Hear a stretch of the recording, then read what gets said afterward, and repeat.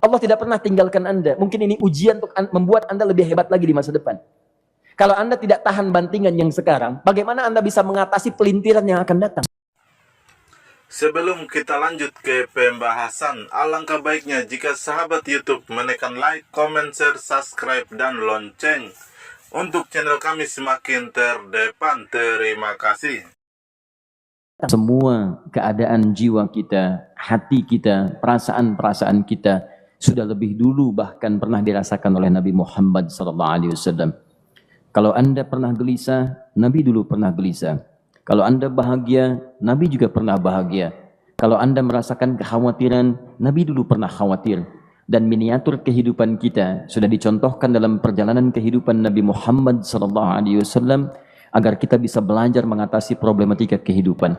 Allahu Akbar, kalau beliau tidak diutus oleh Allah, kita tidak tahu bagaimana cara menyelesaikan pemetaan kehidupan kita hingga dengan saat ini. Bahkan satu ketika, pernah beliau kemudian dalam masa yang telah panjang berdakwah, qadarullah kemudian ada wahyu yang jeda datangnya tidak seperti biasanya. Biasanya datangnya cepat, berganti hari turun wahyu, ganti pekan turun wahyu. Ini beberapa masa wahyu belum turun. Ada hikmah di balik itu. Teman-teman sekalian, tiba-tiba beliau naik ke atas bukit, wahyu belum turun juga. Pulang ke rumah, belum turun juga. Sampai keadaan itu terlihat oleh kalangan kafir Quraisy dan mereka berkata, lihatlah Muhammad sudah gila. Dituduh gila. Jadi kalau Anda cuma dituduh dengan hal-hal yang ringan, dituduh soleh, kan? Dituduh kemudian orang yang berubah, dituduh semakin beriman dan sebagainya, barangkali itu lebih baik. Nabi dituduh gila, Anda bayangkan. Tuh Muhammad sudah gila. Muhammad sudah ditinggalkan oleh Tuhannya. Muhammad sudah kehilangan pegangannya. Muhammad sudah tidak punya orientasi. Orangnya sudah nggak jelas. Bolak-balik tidak karuan. Naik ke atas bukit seakan-akan orang yang frustasi. Dan seterusnya. Tapi tahukah Anda apa yang terjadi? Setelah berbagai cacian, makian, tuduhan macam-macam diterima oleh Nabi SAW, lantas tibalah masanya Allah menurunkan satu surah, bahkan disandingkan dengan surah yang lainnya, bersandinglah dua surah ini secara bersamaan turun. Surah ke-93 dan surah ke-94-nya. Terkait berkelindan, memberikan satu harapan yang sangat panjang. Kata Allah, وَالضُّحَى وَاللَّيْلِ إِذَا سَجَى مَا وَدَّعَكَ رَبُّكَ وَمَا قَلَى وَلَلْآخِرَةُ خَيْرٌ لَكَ مِنَ الْأُولَى وَلَسَوْفَ يُعْطِيكَ رَبُّكَ فَتَرْضَى أَلَمْ يَجِدْكَ يَتِيمًا فَآوَى وَوَجَدَكَ ضَالًّا فَهَدَى وَوَجَدَكَ عَائِلًا فَأَغْنَى فَأَمَّا الْيَتِيمَ فَلَا تَقْهَرْ وَأَمَّا السَّائِلَ فَلَا تَنْهَرْ وَأَمَّا بِنِعْمَةِ رَبِّكَ فَحَدِّثْ. Ya Muhammad, saya bersumpah dengan waktu duha. Kalau kita baca dengan ilmu balaghahnya, itu bukan sekedar sumpah mengilustrasikan waktu duha. Karena di ilmu balaghah itu nanti ada 3 turunan ilmu. Ada disebut ilmu ma'ani, ilmu mencari kata-kata sehingga ungkapannya sesuai untuk disampaikan. Mana kata-kata yang tepat untuk disampaikan dalam konteks yang ingin dibicarakan. Itu ma'ani namanya. Kemudian setelahnya ada ilmu bayan. Bagaimana mengemas kosakata yang bagus ini sehingga bisa disampaikan dengan jelas. Orang tidak bingung menerimanya, paham maksudnya. Kemudian setelah itu kadang-kadang jelas kalimatnya, tapi kedengarannya tidak indah. Woi, rapatkan, woi, apa belum paham juga? Rapatkan saf. Memang jelas, tapi nggak ngenakin. Maka bagaimana caranya disampaikan dengan jelas, tapi hati kita terasa nyaman. Memuji, terasanya nyaman diserahkan kepada Allah, tapi ada kebahagiaan. Disampaikan tidak terasa tergurui, diperintahkan serasanya diberikan jalan untuk mendapatkan kebaikan. Maka yang ketiga disebut dengan ilmu badi' namanya. Ilmu menghiasi kalimat yang disampaikan sehingga terasa dengan nikmat. Turunannya nanti ada majaz namanya. Mengambil sebuah kalimat yang untuk diposisikan pada kalimat yang nyaman disebut dengan kinayah turunannya. Maka teman-teman kata Allah, wadduha. Diterjemahkan demi waktu duha. Bukan sekedar waktu duha. Karena duha itu ada cahaya yang indah. Dirasakannya enak. Antum keluar waktu duha kan enak tuh. Berjemur. Kata orang Sunda Moyan gitu kan. Datang, bahkan sampai dianalisis ada vitamin D-nya bisa terasakan. Ya, kemudian setelah itu ada kenikmatan enak suasananya. Seakan-akan dunia milik sendiri, yang lain numpang. Wah, nyaman keluar itu. Baik, jadi wadduha itu ingin bersumpah mengilustrasikan waktu kenyamanan yang pernah dilalui. Kalau dalam bahasa tafsir yang luasnya, saya bersumpah Muhammad, demi segala kenikmatan yang pernah engkau rasakan dalam hidupmu, seperti engkau merasakan cahaya duha itu. Engkau pernah senang, saya bersumpah dengan kesenanganmu. Engkau pernah tenang, saya bersumpah dengan ketenanganmu. Engkau pernah nyaman, saya bersumpah dengan kenyamanan yang pernah engkau rasakan. Walaili idza saja. Dan aku pun bersumpah demi gelapnya malam. Demikian terjemahannya. Bukan sekedar gelapnya malam, saja itu sesuatu yang pekat. Ya, ini belakang kelihatan agak gelap nih. Untuk memberikan proyek, kesini aja Pak, saya cuma ngasih contoh ini. Contoh. Saya bukan mengeluh, bukan, ingin memberi contoh. Ya, contoh pada ilustrasi yang mau saya sampaikan. Nggak apa-apa, biarkan saja. Saya mau contoh kasih kata saja. Ya, ini belakang agak gelap untuk memproyeksikan cahaya ke sini. Tapi yang mau saya sampaikan, kalau gelapnya begitu pekat, semua cahaya ini nggak ada. Cahaya nggak ada nih, sama sekali tidak kelihatan.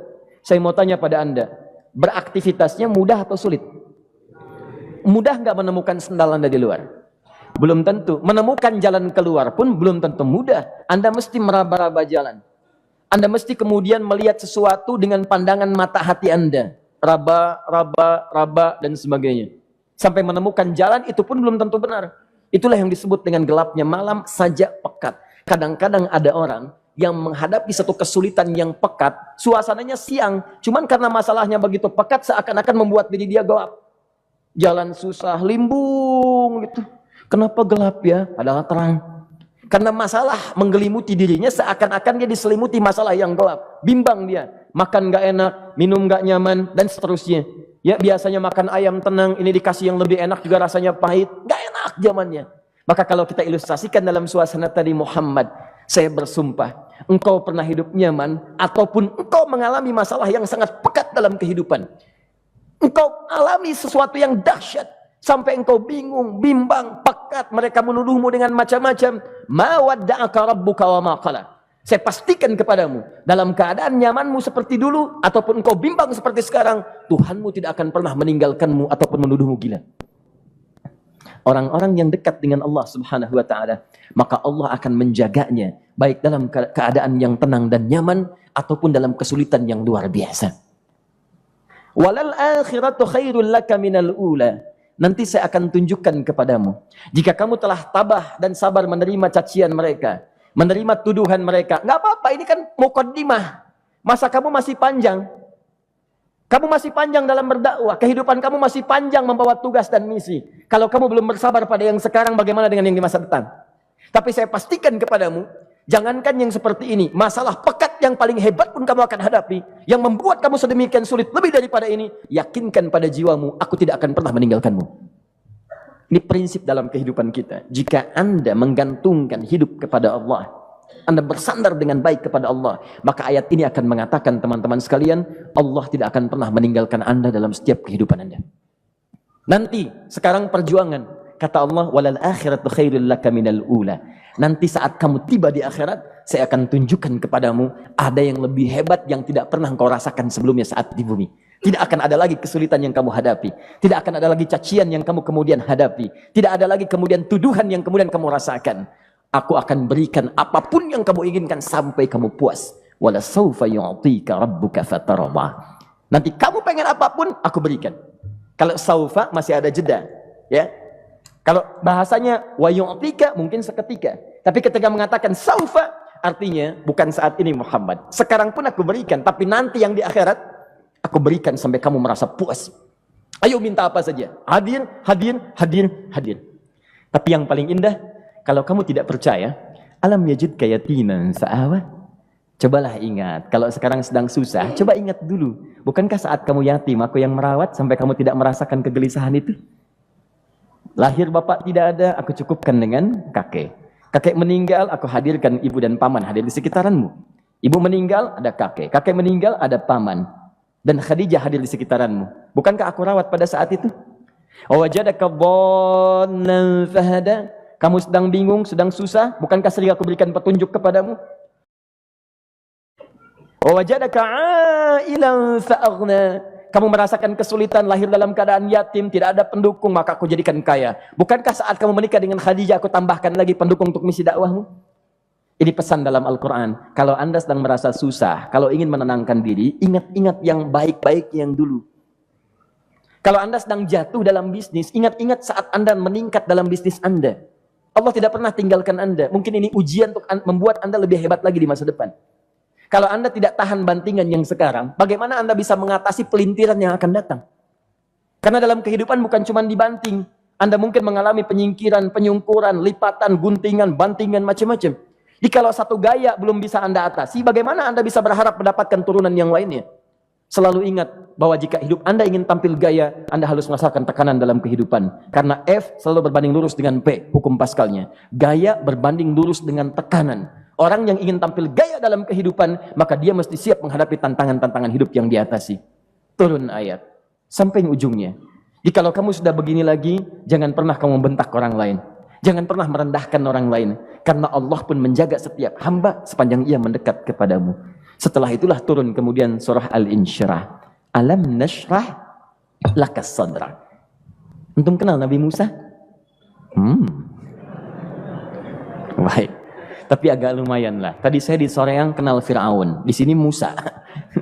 Baik, alhamdulillah. Perhatikan ya, dahsyatnya pemberian Allah kepada Nabi Muhammad SAW. Nabi Musa alaihi salam, dan sering kali kita bacakan untuk memohon kepada Allah. Rabbi syrahli sadri. Perhatikan baik-baik. Ini keunggulan Nabi Muhammad SAW dibanding Nabi Musa alaihissalam. Dua-duanya Nabi, Rasul, tapi masing-masing punya keistimewaan. Musa, Nabi, berdakwah, memohon kepada Allah kelapangan hati. Rabbi syrahli sadri. Ya Allah, tolong lapangkan hatiku nih. Kenapa mesti lapang? Karena pasti Musa merasakan nih. Saya tahu betul karakter Fir'aun. Belum apa-apa sudah memaki. Kalau orang yang hatinya tidak lapang, tidak akan tahan dengan makian, keluarlah kemudian balasan yang tidak digambarkan sebelumnya. Fir'aun itu kasar. Kasarnya bukan sekedar kasar, bahkan saking kasarnya bisa berujung pada eksekusi kematian. Saya contohkan tadi di sore yang ini, saya nggak suka dengan rambutnya nih, kata Fir'aun. Bukan nyuruh-nyukur mas, tolong pisahkan kepala dari badannya. Gitu gayanya tuh, Fir'aun. Ya, bukan nggak ngenakin, susah dengan Fir'aun itu. Jadi kalau belum apa-apa datang Musa ke situ, hatinya tidak seluas samudra, hatinya tidak lapang, cuman seluas gelas, tidak akan sabar menerima cacian Fir'aun. Begitu datang dicaci, dasar anak gak tahu diri, gak tahu malu, sudah saya rawat begini. Ya Allah, saya bosan dengarnya, matiin aja sekarang. Musa Nabi berdoa dikabulkan. Cuman kalau Fir'aun kemudian ajalnya misal wafat pada saat itu, tidak akan jadi contoh kepada kita untuk kekinian. Bagaimana orang yang bebal untuk bertobat kepada Allah Subhanahu wa ta'ala. Bagaimana penyimpangan dalam kedudukan. Bagaimana dia kemudian akrab dengan pengusaha yang gelap. Di pengusaha gelap berpartner dengan penguasa zalim. Sudah ada dari dulu. Pengusahanya disebut dengan Qarun. Kemudian mohon maaf, ya, yang pemimpinnya disebut dengan Fir'aun. Tokoh intelektualnya disebut dengan Haman. Makanya cerita ini komplit di Quran. Sudah ada. Di setiap persoalan dalam kehidupan masyarakat disebabkan tiga hal yang berkolaborasi. Kalau bukan penguasa zalim, berpartner dengan pengusaha gelap, ditopang oleh intelektual yang sembrono. Itu persoalan. Jadi kalau ada sekarang intelektual menyalahgunakan kepintarannya, dia terlambat, sudah ada Haman dulu. Dan gak usah bersaing, dia bisa bikin piramida, Anda belum tentu bisa membuatnya. Kalah Anda, masih kalah hebat. Ya, jadi kalau dititipkan sesuatu jangan disimpangkan. Yang ingin saya sampaikan, Musa mengatakan Rabbi syrah li sadri. Nabi berangkat berdoa dikabulkan oleh Allah. Nabi Muhammad belum minta turun ayat. Alam nashrah laka sadra. Yang ini minta Rabbi syrah li sadri. Nabi Muhammad alam nashrah laka sadra. Muhammad mulai dari peristiwa sehingga engkau akan lebih sabar lagi menerima tantangan-tantangan dakwah. Mulai sejak itu jangankan dimaki, dilempar batu di Taif. Dari Mekah pergi ke Taif dengan Zaid kemudian. Sampai di Taif mendapatkan sesuatu yang tidak dibayangkan sebelumnya. Kalau cuma dihentikan saat mengajar, wajar. Ini dilempari batu. Anda bayangkan? Bisa kebayang nggak? Lempari batu tuh. Lempar, dilempar. Zaid jadi tameng, berdarah-darah, kemudian mundur. Mundur, beristirahat di bawah tepian pohon. Begitu beristirahat, datang malaikat penjaga dua gunung. Turun malaikat dengan kesal mengatakan, Ya Rasulullah, mud yadaika ilas sama. Ya Rasulullah, angkat tanganmu ke langit, minta kepada Allah, aku angkat dua bukit di Taif, aku himpit keduanya mereka. Aku himpit penduduk Taif dengan dua bukit itu. Apa jawab Nabi? Karena sudah mendapatkan kelapangan, ketenangan, belajar dari peristiwa-peristiwa tadi, indah jawabannya. Lah, katanya, tolong jangan lakukan. Innahum qaumun la ya'lamun. Mereka belum paham saja.